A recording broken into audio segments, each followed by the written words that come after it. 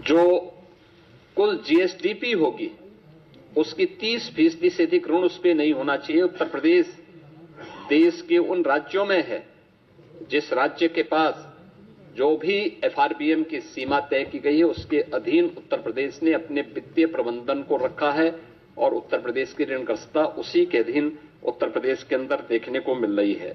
ये हमारा कुशल वित्तीय अनुशासन भी है। बिना अतिरिक्त टैक्स लगाए हुए उत्तर प्रदेश के अंदर वेलफेयर की स्कीम को, इंफ्रास्ट्रक्चर की स्कीम को और प्रत्येक सेक्टर में नई ऊंचाइयों को प्राप्त करते हुए विकास के नित नए सोपान को स्थापित करते हुए आज उत्तर प्रदेश जिस दिशा में आगे बढ़ा है, अपनी अर्थव्यवस्था को मजबूत किया है, उसके बल पर उत्तर प्रदेश आज देश की टॉप 3 इकोनॉमी में एक है।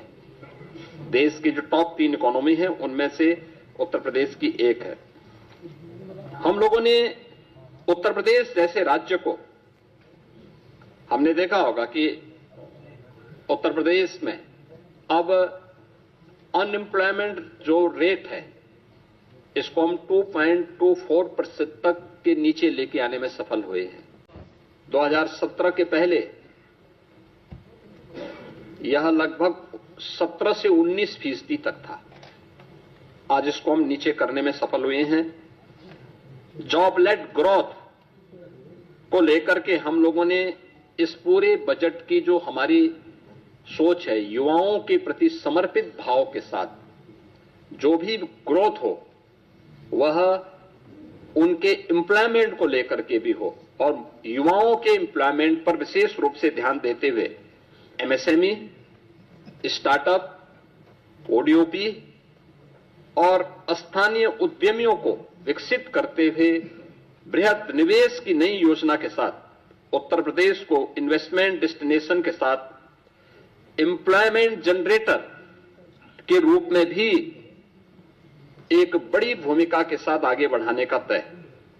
और इसके लिए आपने बजट में इन चीजों को देखा होगा, कैसे उत्तर प्रदेश ने अब उस दिशा में कार्य करना प्रारंभ किया। इमर्जिंग टेक्नोलॉजी को लेकर के आज जो बड़ी घोषणाएं हुई हैं, उन बड़ी घोषणाओं में जो बहुत महत्वपूर्ण सेक्टर है कि उत्तर प्रदेश सरकार जहां पे चल रहा है, आपने देखा होगा उत्तर प्रदेश राज्य में हमेशा इस बात को देखने को मिलता था कि अलग अलग विभाग अलग अलग समय में अलग अलग डाटा प्रस्तुत करते थे। हमारी सरकार ने तय किया है कि हम यूपी के अंदर एक स्टेट डाटा अथॉरिटी का गठन करेंगे। स्टेट डाटा अथॉरिटी ये उत्तर प्रदेश के अंदर रियल टाइम डाटा और उसकी रियल टाइम मॉनिटरिंग के साथ साथ उसके लिए भविष्य की योजनाओं को आगे बढ़ाने में भी एक बड़ी भूमिका का निर्वहन करेगा। बजट की जो हाइलाइट्स हैं उनमें से ये भी है। दूसरा, इमर्जिंग टेक्नोलॉजी के लिए आर्टिफिशियल इंटेलिजेंस या अन्य सेक्टर में कार्य करने के लिए डाटा सेंटर क्लस्टर की स्थापना, यह भी बजट में इसका प्रावधान, इसके लिए भी धनराशि की व्यवस्था की गई है।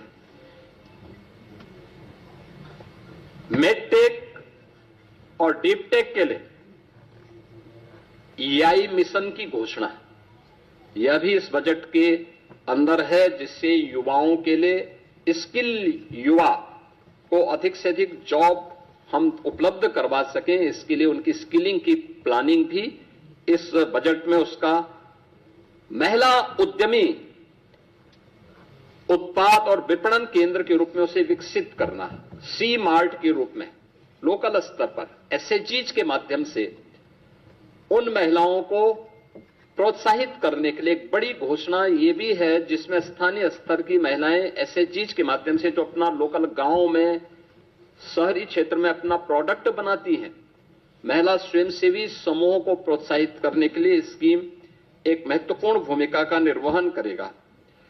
City economic zone SCR, Kashi Mirzapur economic zone, Prayagraj Chitrakoot economic zone, Kanpur Jhansi economic zone, ये क्लस्टर डेवलप करने की एक नई कार्रवाई को आगे बढ़ाने के लिए भी बजट में प्रावधान किया गया है और ईज ऑफ डूइंग बिजनेस के बाद जन विश्वास सिद्धांत, देखिए बहुत महत्वपूर्ण बात है यह जन विश्वास सिद्धांत, ईज ऑफ डूइंग बिजनेस।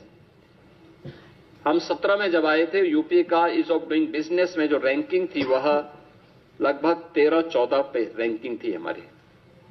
हम लोगों ने पहले 3 वर्ष के अंदर इसको नंबर 2 पर लाने में सफलता प्राप्त की। फिर यूपी ने चीफ अचीवर स्टेट के रूप में अपने आप को स्थापित किया। अब हम जन विश्वास सिद्धांत के रूप में निवेश करने वाले निवेशक को सिंगल विंडो सचमुच दिखाई दे। इसके लिए उन सभी चीजों में रिलैक्स करना, रजिस्ट्रेशन, लाइसेंसिंग आदि की कार्रवाई को अधिक सरल और सहज बनाने के लिए हमें इस दिशा में आगे कार्य कर, इस दिशा में इसको अब लागू करने की दिशा में यूपी आगे बढ़ा है। प्रदेश में डिजिटल एंटरप्रेन्योरशिप योजना, इस स्कीम को भी यूपी ने आगे बढ़ाने की दिशा में इस बजट में इस पर कार्य किया है। लेकिन इन सभी पर हमें सफलता तब मिली है जब प्रदेश के अंदर उस प्रकार के वातावरण को बनाने में हमें सफलता प्राप्त हुई। खासतौर पर उसके लिए प्रयास किए गए रूल ऑफ